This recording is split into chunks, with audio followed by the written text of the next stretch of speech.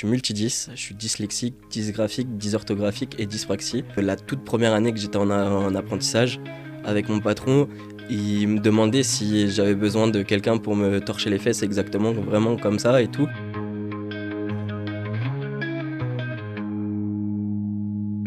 Bonjour à tous et bienvenue sur le podcast 4 feuilles, qui est la prolongation de mon parcours professionnel avec Trèfle, qui est une entreprise adaptée que je dirige.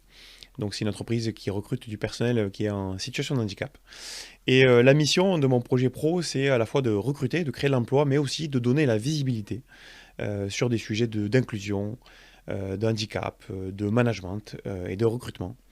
Et donc dans ce cadre-là, j'ai le plaisir de recevoir pas mal d'invités, des invités qui peuvent être des fois des collaborateurs qui ont des choses à partager, mais également des personnes que je croise dans la vie pro ou dans la vie courante et qui veulent partager de l'inspi. Aujourd'hui, j'ai le plaisir de recevoir Aymeric. Alors Aymeric, salut. Salut. Alors tu es un de mes collaborateurs, tu travailles dans mon entreprise. C'est ça. Mais aujourd'hui, tu n'es pas mon salarié. Aujourd'hui, tu es invité dans une émission de podcast. On n'a pas de lien de subordination, toi et moi. Donc, si tu veux m'envoyer paître, tu peux m'envoyer paître. Voilà. C'est là une rare occasion que tu pourras le faire. On profite-en. Non, je plaisante. On se permet parce qu'on a une relation, toi et moi, qui est sympa depuis un certain temps. Parce que je t'ai connu au tout début du parcours. Totalement. En fait, à Montpellier. Donc, l'objectif, c'est de faire ta connaissance, de savoir un peu le parcours que tu as vécu, les galères que tu as pu avoir, les gens qui t'ont aidé, les gens qui ont été moins tendres avec toi, les difficultés que tu rencontres encore aujourd'hui, parce que je sais qu'encore aujourd'hui, c'est pas facile. Voilà, de partager l'inspiration, parler de handicap aussi, pour donner un coup de visibilité, arrêter le tabou. Voilà, tu sais que ça fait partie des valeurs chères de Trèfle. Dès le début, je t'ai posé la question et tu m'as dit, moi, feu, on y va, on parle de ça. C'est ça. Ok. Donc, tu peux te présenter en quelques mots, déjà, dire un peu d'où tu viens, voilà, quel est ton parcours. C'est Aymeric Dominguez, 22 ans. Alors, ça fait un peu plus de 6 mois que je travaille pour toi maintenant. J'étais dans le centre de la France et je suis arrivé là par un coup de chance de la famille qui m'a proposé de descendre et ils te connaissaient et on s'est présenté, on s'est vu et ça a tout de suite matché. Et puis, on a commencé l'avenir ensemble, quoi. Ouais, exactement. Bâtir l'avenir ensemble, c'est le but. Donc là, concrètement, toi, tu viens d'où? C'est quoi? T'as commencé comment? C'est quoi ton parcours scolaire, professionnel? Voilà, qu'est-ce que tu as Mon pu faire parcours jusque-là? scolaire, je me suis toujours battu. Depuis tout petit, je me suis battu contre le harcèlement, le handicap. C'était très compliqué. J'ai eu tous mes diplômes de justesse. Mon brevet, je l'ai eu de justesse parce que j'ai eu des médecins qui n'ont jamais accepté le handicap, donc jamais eu le droit aux aides, sauf en troisième. Ma mère a tout fait pour m'aider tout le temps. Après, je suis parti en cuisine pendant une année en apprentissage où un patron qui connaissait pas du tout le handicap, ça s'est super mal passé. J'ai fini mon diplôme l'année d'après et maintenant j'ai 2 CAP, un en cuisine, un en restauration. Et voilà. Bon, bravo. Alors, tout de suite, est-ce que on peut parler de handicap avec toi? Est-ce que tu peux dire, est-ce que tu veux dire, est-ce que tu veux partager les difficultés que tu as ou pas ou... Voilà. Alors oui, je suis multidys, je suis dyslexique, dysgraphique, dysorthographique et dyspraxie. Ok. Ça veut dire quoi, grosso modo? Grosso modo, ça veut dire que j'écris mal, j'orthographie mal, que j'ai pas de vision spatiale en 3D et que c'est compliqué. Ok. Alors, moi, je dis toujours, le handicap, entre guillemets, je m'en fous. C'est pas que je m'en fous, mais c'est qu'en réalité, je regarde l'angle plutôt sous l'angle de l'adaptation et de la compensation. Tu sais, qu'est-ce qu'il faut adapter? Donc toi, tu vois, tu t'adresses à un patron, par exemple, tu dirais qu'il te faut quoi comme adaptation? Qu'est-ce qu'il faut faire pour compenser ça? Pour en tout cas faire en sorte que tu puisses t'épanouir dans un projet professionnel et sans galérer, sans difficulté? Justement, pas parler du handicap, ne jamais remettre sur le tapis. Une fois qu'on en a parlé, c'est terminé. Mettre les choses au clair. Si je demande des adaptations, on me dit oui, il faut les mettre. Moi, quand j'arrive dans les entreprises, tout de suite, je le dis que la lecture, c'est compliqué. L'écriture aussi. Donc, soit on me donne, par exemple, comme j'étais en cuisine, je demandais mes fiches recettes en avance pour pouvoir les apprendre, les travailler chez moi en une journée en avance. Comme ça, je les connaissais par cœur et j'avais plus de difficultés sur la lecture. Après, sur l'écriture, je demandais à avoir des polycopiés avec des textes à trous ou d'autres choses quand j'étais en cours pour que ça soit plus facile. Des fois, je sais que j'avais mes cours sur des clés USB. Je copiais toujours, je prenais toujours les notes en cours, mais j'avais quand même les cours sur des clés USB pour avoir les cours correctement et pouvoir réussir. Toi, ce que je vois, c'est que tu parles bien, tu arrives à t'exprimer clairement, tu as vu, tu arrives à même, surtout, quand je dis ça, c'est que tu arrives surtout à dire ce dont tu as besoin. Est-ce qu'en face, tu as des retours plutôt positifs, des gens qui disent ah ben super, ok, qui s'adaptent vraiment ou pas? C'est très compliqué. À part quelques-uns, quelques exceptions comme toi, j'ai eu beaucoup de barrières fermées ou de personnes qui disent qu'ils sont formés pour les connaissances en handicap et pas du tout, enfin ou très peu. Et c'est ce que je reproche plus ou moins dans les informations et autres, c'est qu'on entend parler de beaucoup de choses, mais très peu du handicap et très peu aussi des tous les patrons qui ouvrent les entreprises n'ont pas de formation obligatoire pour le handicap, alors que normalement, on devrait avoir 6% de personnes handicapées dans notre entreprise. Ok, donc juste pour contextualiser, ce que tu dis là, c'est qu'il y a une obligation emploi travailleur handicapé en France, c'est 6% pour les personnes qui ont plus de 20 salariés. Et tu dis, d'un côté, on oblige les entreprises à recruter 6% de personnes handicapées, mais en fait, on ne les oblige pas à avoir une formation pour savoir comment faire, comment s'adapter, tout ça. C'est ça un peu ton propos. C'est totalement ça. Ok. Pour ouvrir des entreprises, on a besoin de formation. Et moi, je pense que cette formation, elle devrait être obligatoire.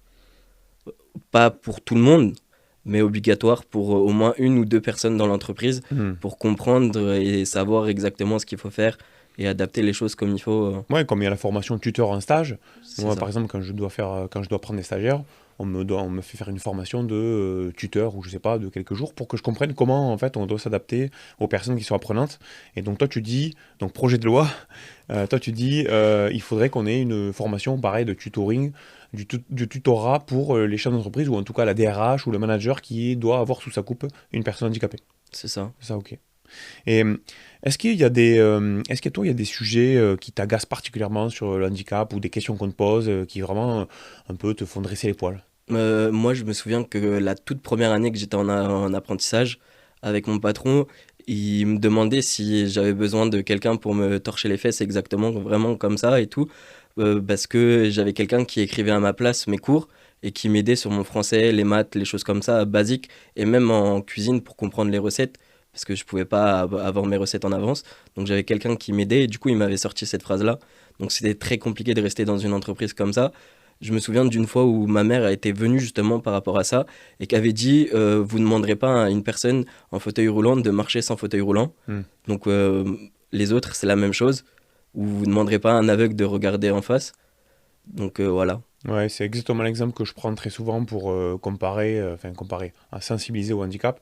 Il y a des TDAH aussi qui ont des difficultés sur certaines choses, notamment l'heure, et je prends l'exemple d'une personne qui est en mobilité réduite, qui est en fauteuil roulant. Effectivement, en fait, quand on voit le handicap, on s'adapte directement, alors que quand on ne le voit pas, quand il est invisible, on a tendance à vouloir croire que c'est la personne qui a une mauvaise volonté, tout ça. Et donc, toi, ce qui t'agace, c'est ça, c'est ce côté, le handicap invisible qui n'est pas reconnu comme un handicap aux yeux des gens et qui font des remarques un peu désobligeantes, C'est quoi. totalement ça. Parce que des fois, je peux comprendre, hein, je le comprends très bien que on dit que les gens ne veulent pas, donnent de la mauvaise volonté.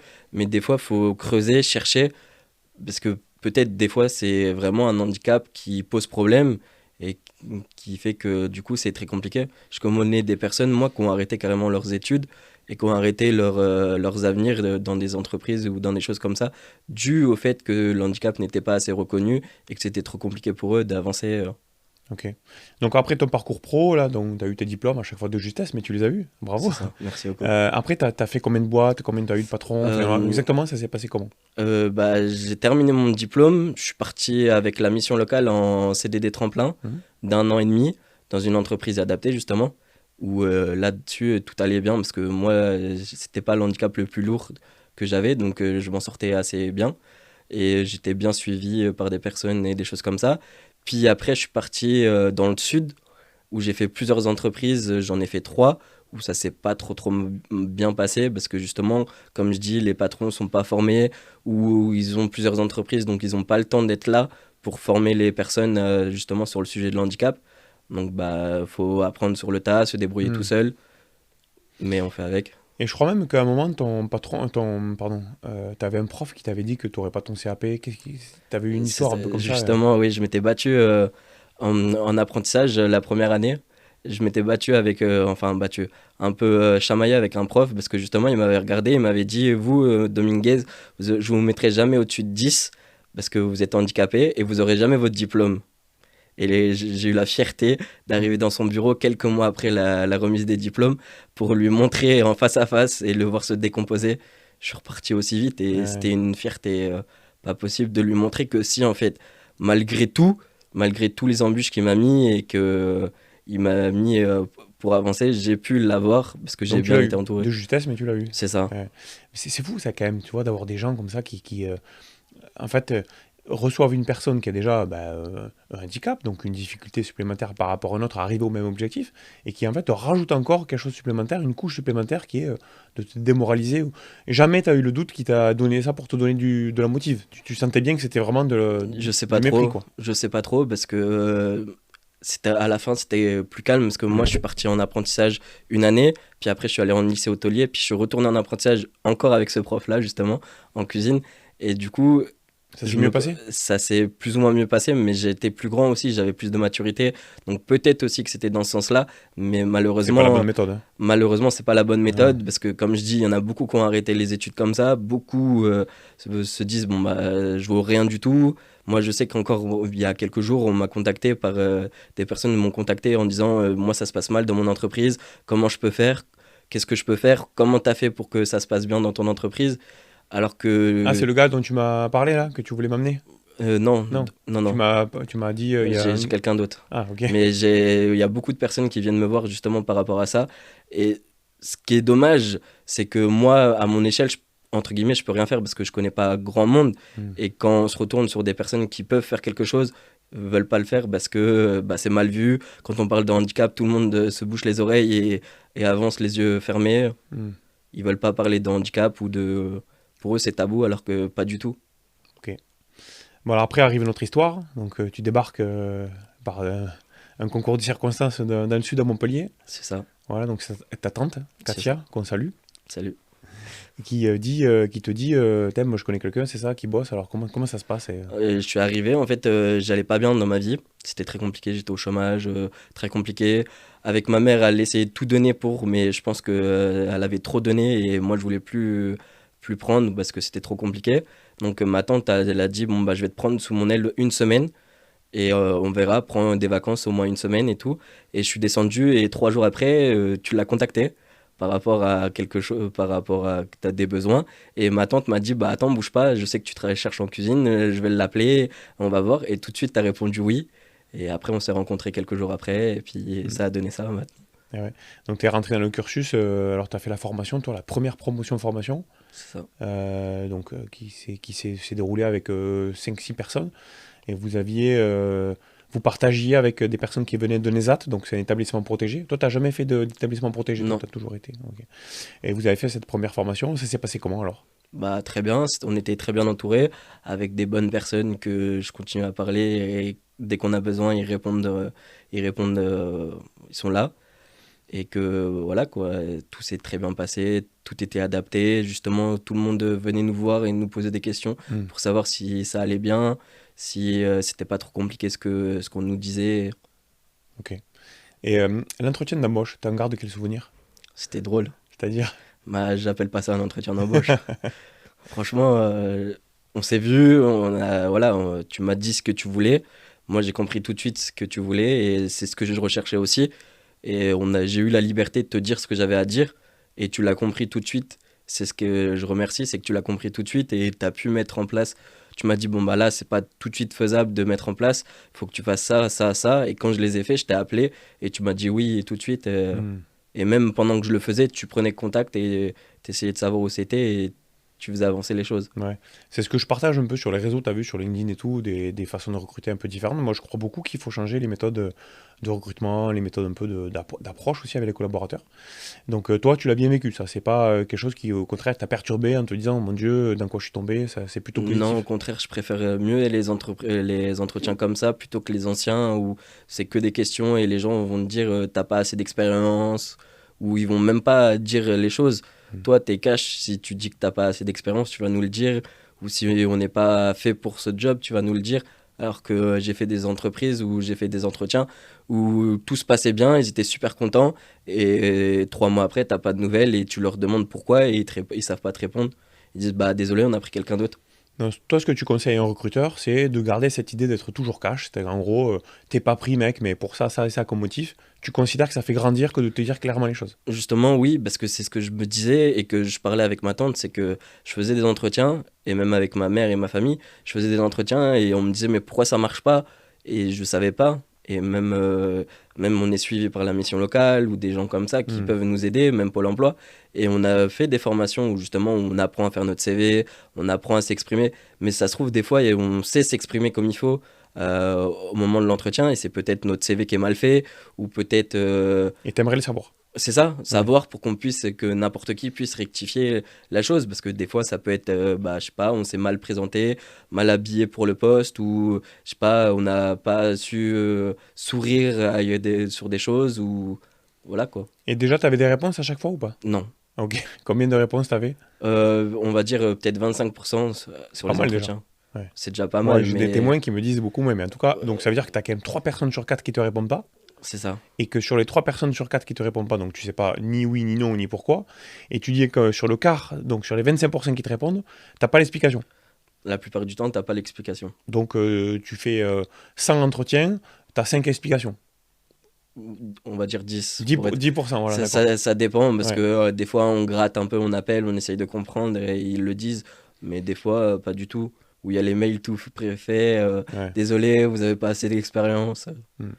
Donc toi, tu dis à un recruteur, je préfère vraiment que vous me disiez quelque chose qui sur le coup va me faire peut-être un peu mal ou en tout cas va me décevoir parce que c'est non et mais au moins je sais pourquoi, plutôt que pas avoir de réponse ou quoi. Tu préfères ça. C'est ça, parce Ok. que ça laisse des faux espoirs où on se dit, bon bah là, le job il est peut-être mieux que l'autre et on se dit, bon bah l'autre il m'a répondu, c'est oui, mais je vais attendre que le premier il me réponde parce qu'il est mieux, il est plus intéressant, je me suis mieux entendu. Et au final, on attend un mois, 2 mois, trois Hmm. mois et il n'y a pas de réponse, quoi. Bon alors comment t'as réagi quand t'as appris que t'étais pris chez Trèfle? Ça fait plaisir. Ouais. Je me suis dit enfin quelque chose d'intéressant. Surtout que ça arrivait très vite Hmm. quand je suis arrivé. Ça arrivait une petite semaine après que je sois arrivé dans le sud. Donc je me suis dit, oula, où est-ce que je me mets quand même? Parce que ça a l'air d'être une entreprise assez intéressante, mais qu'il faut s'exposer sur les réseaux, sur quelque chose que je faisais Hmm. pas du tout. Qu'il fallait Alors parler c'est de. pas il faut. Non, Je mais pose la question de savoir si tu le veux. C'est pas une voilà. obligation. Voilà. Et c'est pas qu'il faut, mais on est sur les réseaux. Enfin, Possiblement. Voilà. voilà, on est possiblement sur les réseaux. Tu vois, on Et a une collègue ensemble là qui était avec toi, elle y est jamais parce qu'elle a dit non, moi j'aime pas trop. Ok. Moi ce que j'aime c'est la liberté de le faire. Tu vois, c'est si toi tu as un témoignage à apporter, comme là je t'ai invité, tu m'as dit oui, tu le fais. Si tu veux pas, tu restes tranquille, tu vois, y a pas d'obligation. voilà, mais du Mais coup, ça te plaît toi de passer le message ou pas? je me suis dit pourquoi pas, parce que ça faisait un moment que j'avais envie de passer des messages, mais je savais pas comment les faire, Hmm. ni comment les tourner. J'ai vu que je me suis mis sur LinkedIn grâce à toi. J'ai vu que j'ai été suivi et que beaucoup de gens me disaient oui Tu te rends compte? par rapport à ce que je disais et que tout le monde était d'accord. Même des gens sont venus pendant les prestats qu'on faisait, sont venus me remercier ou sont venus me dire qu'ils étaient d'accord avec mes idées, les choses comme ça. Et que je vois qu'en fait, toutes mes idées que je fais et je dis sont suivies. Alors que je me suis dit, en fait, peut-être c'est moi, j'interprète des mauvaises choses ou j'ai les mauvaises idées. Peut-être que c'est moi qui ai un mauvais comportement. Du coup, c'est pour ça que les entreprises, ça marche pas. Et je me rends compte que je suis pas tout seul à être Ah oui. dans ce cas-là, quoi. En fait, c'est ça que j'appelle mettre un coup de projecteur sur le sujet. C'est que le sujet, il existe. Simplement, il faut y apporter un peu de lumière pour qu'il y ait une parole qui se libère, puis deux, puis trois, puis ainsi de suite, et qu'on en fasse avancer les choses. On parlait aussi des difficultés administratives que tu avais rencontrées, que tu rencontres encore. T'en es où, au fait, au niveau administratif? Comment ça se passe pour toi? C'est très compliqué. Faut toujours se Il n'y a rien battre. qui est simple au final, hein. Faut toujours se battre au niveau de l'administratif, ce qui est un peu dommage. Mm. C'est ce que je disais et que je, je me plains là-dessus, mais en même temps, on peut pas trop se plaindre parce qu'on est beaucoup aidé et qu'il y a beaucoup de choses là-dessus sur le handicap. Mais malheureusement, bah, moi, ça fait 7 mois que je suis en attente pour ma RQTH. Et quand Alors, j'ai. RQTH, c'est la reconnaissance en qualité de travailleur handicapé. Oui, c'est Donc, ça. c'est un dossier que tu déposes à la MDPH, donc à la Maison des personnes handicapées. Tu déposes un dossier, tu expliques, tu as un avis de médecin à donner, comment ça C'est marche. ça, il faut Voilà, remplir tout un dossier, un expliquer ta dossier. vie, expliquer les aides que tu as besoin. Il faut passer devant des psychologues, des choses comme ça, des gens adaptés pour remplir le dossier, aller voir un médecin, remplir tout un dossier et le déposer. Et après, c'est une commission dans la MDPH qui dit si oui ou non, pour combien d'années la RQTH elle est accordée. Ok, donc tu déposes ce dossier à la maison des personnes handicapées, et là, il y a un délai, il y a pas mal de tests, ou en tout cas d'interviews, et à partir de là, tu vises l'objectif d'avoir une reconnaissance en qualité de travailleur handicapé. C'est en gros, on officialise le fait que tu es une personne handicapée, c'est C'est ça? ça. Et que du coup, tu peux travailler dans une boîte.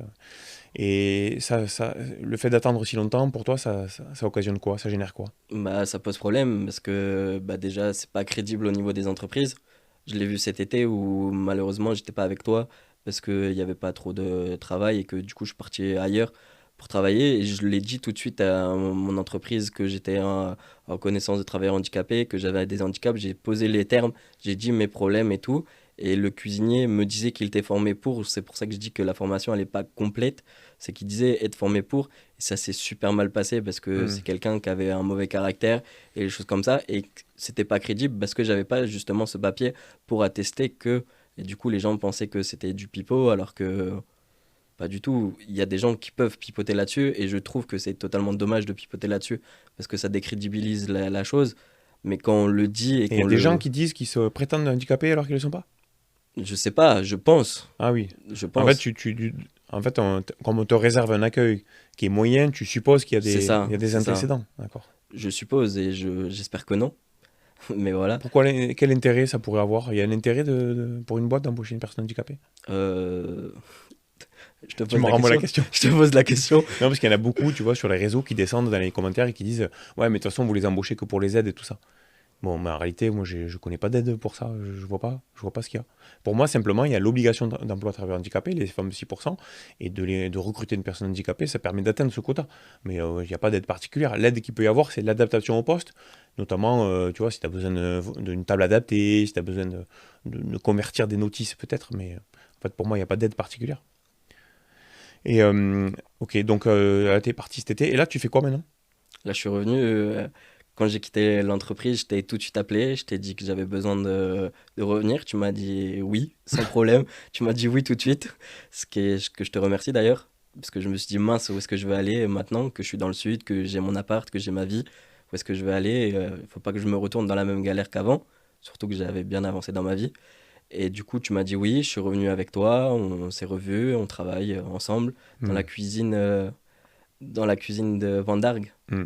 Alors, pour que les personnes qui nous regardent comprennent, en fait, Trèfle, ça a pour objectif de recruter des personnes qui sont en situation de handicap, de les former, de leur apprendre le métier, mais on leur laisse la possibilité aussi de passer, d'aller dans notre boîte. Donc, en gros, quand tu m'as dit, moi, j'aimerais essayer de gagner ma croûte un peu ailleurs, d'avoir plus de temps de travail, ou ouais, je t'ai dit, bah ok, vas-y, fonce. Donc, c'est ce que tu as fait cette expérience-là, mais finalement, tu t'es dit, bon, je préfère avoir de la stabilité, revenir dans une entreprise adaptée, et donc, tu as repostulé, là, courant septembre C'est ça, oui. pour travailler. Et donc, tu travailles chez un de nos clients importants à Vendargue, dans une cuisine. C'est ça. Ça se passe comment? Super bien. Ouais, Super bien. On voit des bonnes personnes, des belles personnes. d'accord. Et tout est bien adapté, tout est bien encadré. Ouais, ok. Et au quotidien, tu fais quoi, là, exactement, pour ceux qui nous regardent, qui comprennent? Bah, on nourrit la cantine comment ça s'appelle, des France TV, Hmm. dans les studios de France TV pour Un si grand soleil et d'autres séries télé.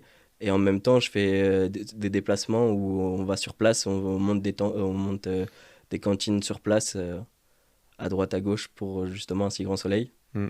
Tu trouves que le boulot qu'on te donne à faire, il est adapté pour toi? Oui, Ok. ouais, franchement, Il te oui. manque aucune adaptation? Non, parce que j'ai pas besoin de lire, j'ai pas besoin d'écrire. Ou s'il y a de la lecture, les gens m'aident, parce qu'on n'est pas tout seul. Donc j'ai aucun problème. Et même pour les cocktails, les choses comme ça que tu me proposes de faire, on n'est pas tout seul. Donc Hmm. tout est adapté. Si j'ai des problèmes, je vais demander aux autres et tout le monde est à l'écoute. Ok. Ça a changé quoi pour toi, cette expérience avec Trèfle? Qu'est-ce que ça a changé? Bah, tout le monde le voit, je suis plus épanoui. Ça fait plaisir d'avoir de l'écoute au niveau manager, au niveau même collègue et patron. Quand j'ai eu des problèmes, je te l'ai dit tout de suite et tu l'as su l'écouter. Quand j'ai eu besoin de partir d'urgence, pas pouvoir travailler par rapport à mon grand-père, tu l'as su. Tu m'as rappelé dès quelques jours après pour demander des nouvelles. Tu m'as dit ça va. Je suis retourné travailler, tu m'as redemandé si ça allait. Enfin voilà, tout le monde m'a demandé si ça allait dans l'entreprise. Tout le monde a fait attention. à tout le monde. Même, je parle pour moi, mais beaucoup de gens autour. Je le vois là dans la cantine, ça fait une petite semaine qu'on y est. Tout le monde, tous les jours, tous les encadrants sont là, ils nous demandent si ça va, si on a passé une bonne journée, si le service n'était pas trop compliqué. Donc, en fait, toi, tes attentes principales, finalement, elles sont pas complexes. C'est que tu attends de l'écoute, de la bienveillance, de la gentillesse, en fait, des qualités qu'on doit avoir en tant que manager. C'est ça, C'est ce que tu recherches, toi. Parce c'est que là, ça. tu vois, quand on parle adaptation au poste, un directeur, un PDG, un RH peut se dire, ah, il a fallu mettre quoi en place, ça a coûté combien, est-ce qu'il a fallu mettre un truc particulier. Toi, en gros, tu es en train de dire, voilà, moi, vous avez mis tout ça en place pour moi, mais en fait, c'est gratuit, quoi. Je t'ai appelé, le manager t'a appelé, on est bienveillant, on t'écoute. Donc, en fait, ça coûte rien. C'est ça. La chance par rapport à moi, c'est que la seule adaptation réelle, s'il y a besoin, c'est sur la lecture et du coup, c'est gratuit parce qu'il y a du monde autour de nous. Sur l'écriture, bah, je fais l'impasse, je demande à quelqu'un d'autre d'écrire s'il y a réellement besoin. Et bah, sur l'espace, il n'y a pas besoin de déplacement, d'adaptation parce Hmm. que c'est à moi de faire attention à pas aller me cogner à droite à gauche, de me brûler sur les fours, les choses comme ça. Et ça, comme je suis dans la cuisine depuis la troisième, j'ai appris à m'adapter là-dessus, à faire attention à ce que je fais, Hmm. C'est pour ça que j'ai choisi ce format d'entreprise adaptée. Tu sais ce que ça veut dire, entreprise adaptée ou pas? un peu, Un sans peu. plus. En fait, c'est un statut particulier qui est choisi qui est agréé par les services de l'État. C'est un statut que j'ai choisi parce que ça se situe entre les ESAT, donc le monde protégé où il y a des personnes handicapées qui sont dans un établissement pour avoir un projet socio-professionnel, et le monde ordinaire, et le monde ordinaire et les entreprises classiques. Donc c'est entre les deux. Et en fait, l'agrément qu'on a avec les services de l'État, c'est de dire on va recruter des personnes qui sont plus éloignées de l'emploi, donc qui sont au chômage, comme tu l'étais, des personnes qui ont besoin d'adaptation au poste, et des personnes avec lesquelles, enfin, on a un quota de 55%, tu vois, on doit embaucher 55%, et cette mixité, ce que tu décris là, cette mixité avec des personnes qui sont du milieu ordinaire, permet justement d'apporter la compensation de manière naturelle. Parce que comme tu le dis, si tu n'arrives pas à lire quelque chose, tu as quelqu'un à côté qui peut le faire, et je trouve que c'est beaucoup plus enrichissant, tu vois, d'être dans cette mixité. Ça te fait grandir, toi? Ça t'aide beaucoup? Oui, franchement, oui, parce que, bah, comme je dis, je, je pense pas avoir un handicap assez lourd. Enfin, lourd, parce que je vois qu'il y a des gens qui ont des problèmes auditifs, d'autres qui sont autistes. Enfin, je le vois même sur les réseaux où beaucoup de gens parlent, où les enfants sont totalement en fauteuil roulant ou des choses comme ça. Donc, j'ai la chance d'avoir réellement un petit handicap par rapport à tous les handicaps qu'on peut voir. Mais bah, ça pose problème aussi quand même un peu dans la vie, sur le travail, sur les papiers, sur les choses comme ça. Hmm. C'est compliqué. Et du coup, je te remercie d'avoir une entreprise comme ça. Et je remercie toutes les personnes qui sont comme ça et qui se battent pour ça, justement. Parce qu'il faudrait faire bouger les choses pour que ça soit reconnu, qu'il y ait plus de choses comme ça. Parce que ben, je le vois là, parce qu'on est dans une grande entreprise, mais moi, dans la ville où je venais avant, c'était une petite ville pas très connue, enfin, où il y avait un peu de monde, mais sans plus. Et le handicap, on n'en parle pas. Même dans les écoles, c'est compliqué. Il n'y a que la directrice qui est formée et encore. Il y avait 4 écoles dans ma ville. Il y avait qu'une seule école où il y avait une Ulysse. Et encore, on se demandait c'était quoi l'Ulysse. Alors, une ULIS, c'est l'adaptation, ça, c'est l'école particulière, l'école adaptée. C'est ça, ouais. C'est ça. C'est un format d'école adapté aux personnes handicapées. C'est ça. D'accord. Et Avec un tuteur particulier, c'est ça. totalement ça. Et du Ok. coup, c'est ce que ça pose problème. Parce que tout de suite, quand on a des enfants avec, entre guillemets, des particularités, un petit truc en plus, Les différences. voilà, des différences, pour éviter de dire tout le temps handicap, parce que T'as j'aime pas raison, t'as ce raison. mot-là. Bah, T'aimes pas ce mot-là? non, j'aime pas ce mot-là. D'accord. Bah, faut bouger. Moi, j'ai la chance, comme je te dis, d'avoir des villes où ça va, mais il faut bouger.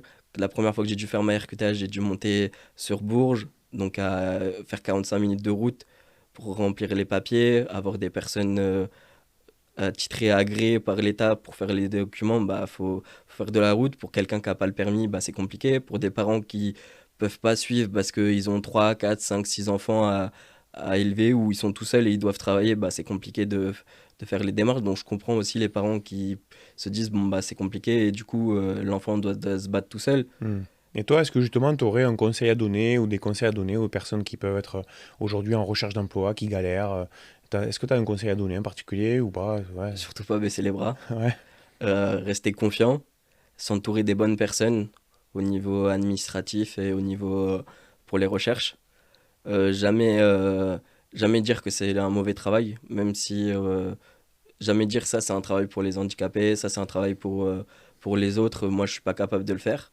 Là je sais que moi par exemple il y a quelques jours de ça je parlais avec une personne, elle me disait moi je suis pas capable de faire la cuisine et la cantine, justement quand je lui ai expliqué elle m'a dit je suis pas capable de rester debout pendant 5 heures.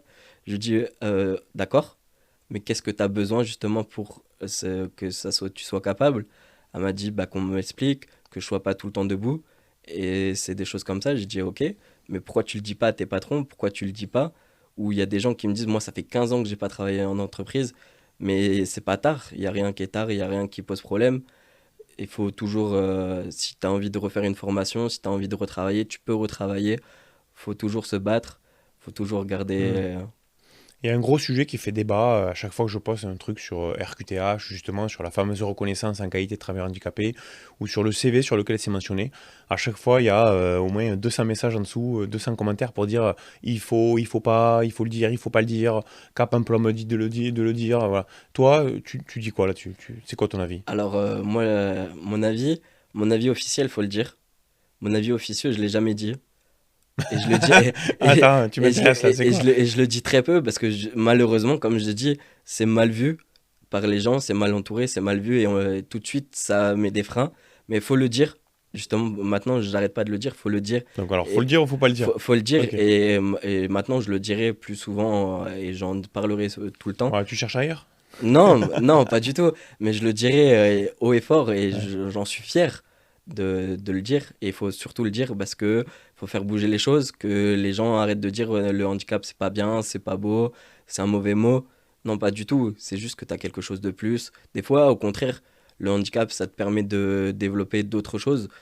Il y a beaucoup d'autistes qui ont développé de belles choses, qui ont des belles entreprises ou qui sont intellectuellement plus intelligents que d'autres qui n'ont pas de handicap, Hmm. juste parce que bah voilà, on dit que non, c'est pas vrai parce qu'il a des difficultés à être sociable, des difficultés. Ok. Donc toi, tu recommandes. Moi, je dis toujours que le, pas le dire, ça te coupera tout de suite de l'adaptation de l'entreprise, parce que bah, on va considérer que tu n'as aucun besoin particulier. Le dire, ça peut avoir de la discrimination, mais en fait, il faut se battre contre ça, donc il vaut mieux le dire et demander l'adaptation. C'est ça ton message. C'est ça. Ok. Bon, super. Merci pour tout. Bah, de rien. Est-ce que tu as passé un bon moment? Très bon. Ouais. T'es content de partager ces valeurs-là, C'est ça. de faire passer ton message? C'est ça. Ouais, ça te fait plaisir? Ouais, faut que ça bouge. Tu m'as pas envoyé balader, Non, donc non, tout va bien. Ça non, va. parce que t'es à l'écoute. Ah ouais, normal. Sinon, je te pose pas des questions. Mais je suis ravi en tout cas que tu aies pu témoigner. Je suis content aussi parce que ça s'est super bien passé, tu vois. Pas de stress, ton message, il est clair, il est net, il est précis. Pour moi, il peut inspirer d'autres personnes et c'est l'objectif en fait de cette interview, de ce podcast. Voilà, donc merci encore. Et Bah, de puis, rien. bon courage pour la suite. J'espère que tout va bien se passer. Merci beaucoup. Avec ou sans nous, tu le mérites en tout cas. Merci beaucoup. À bientôt. À bientôt.